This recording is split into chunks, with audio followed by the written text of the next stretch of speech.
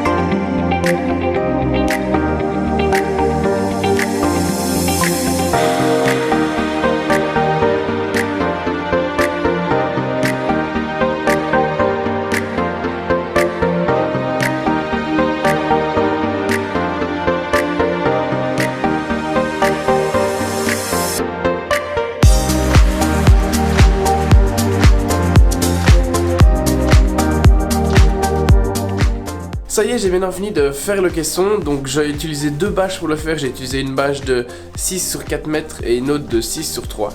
Le caisson a l'air bien étanche, maintenant il n'y a plus qu'à sabler. Donc pour sabler, je vais m'équiper d'une blouse, je vais mettre un masque à poussière et des lunettes. Allez, je m'équipe et puis on commence tout de suite le sablage.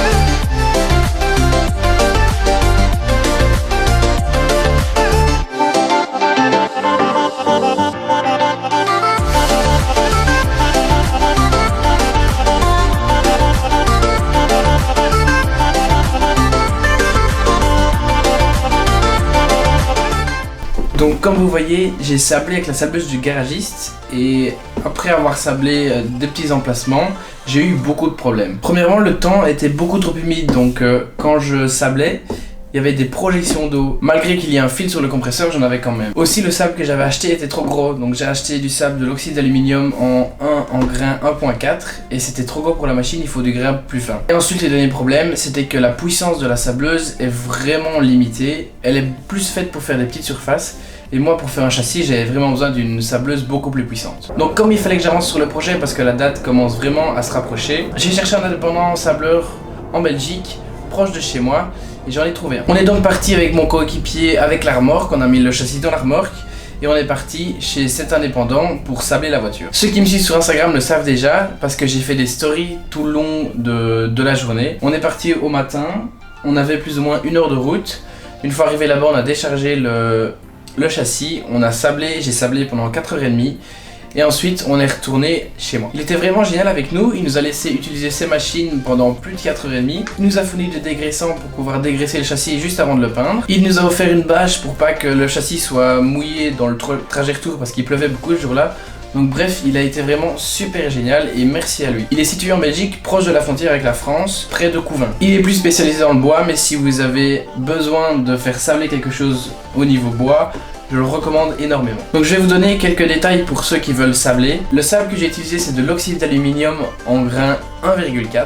Il a fallu 8 sacs de 40 kg pour sabler tout le châssis. J'en ai profité aussi pour sabler les jantes que j'avais été faire déjanter la veille. Et tout le sablage m'a pris, comme je vous ai dit, 4h30. Je pense que quelqu'un qui sait sabler prend moins de temps, mais ça prend quand même énormément de temps. D'ailleurs, l'indépendant chez qui j'ai été ne veut plus du tout sabler de châssis tellement c'est long. Le matos qu'il avait n'avait rien à voir avec le matos que j'ai utilisé au début pour sabler.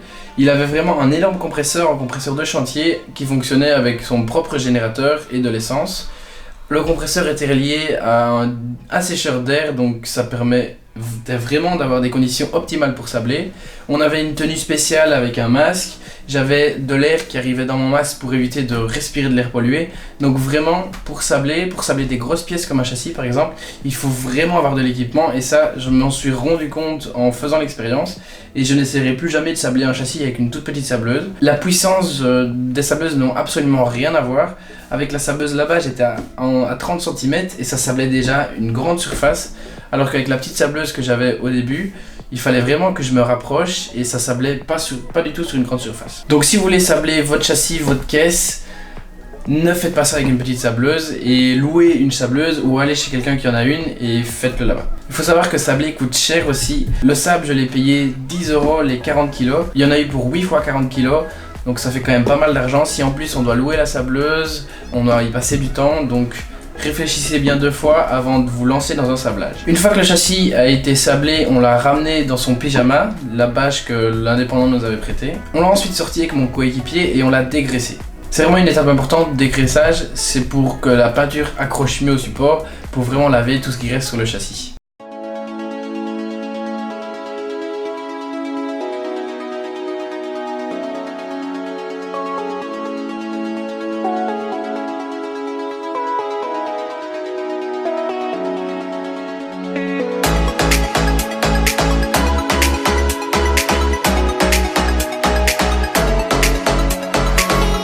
Une fois qu'il a été dégraissé, j'ai appliqué un primaire dessus. Donc c'est un primaire anti-rouille spécialement fait pour les châssis, les carrosseries. Pour le mettre, j'ai utilisé un pistolet à aspiration, ça s'appelle. On le reconnaît parce que le pot se situe en dessous. D'habitude les pots c'est en haut, ça c'est les pistolets à gravité. J'ai utilisé un pistolet à aspiration parce que c'est le seul que j'avais à ma disposition, mais je pense que je vais rapidement investir dans un pistolet à gravité parce que j'ai eu beaucoup de problèmes et ça m'a pris énormément de temps pour peindre le châssis alors que normalement ça doit aller beaucoup plus vite. Je ne vais pas seulement mettre un primaire anti-rouille sur le châssis, je vais aussi mettre une peinture époxy bicomposant et un anti-gravillon et peut-être encore quelque chose d'autre, je ne sais pas encore, je vous dirai dans les prochains épisodes.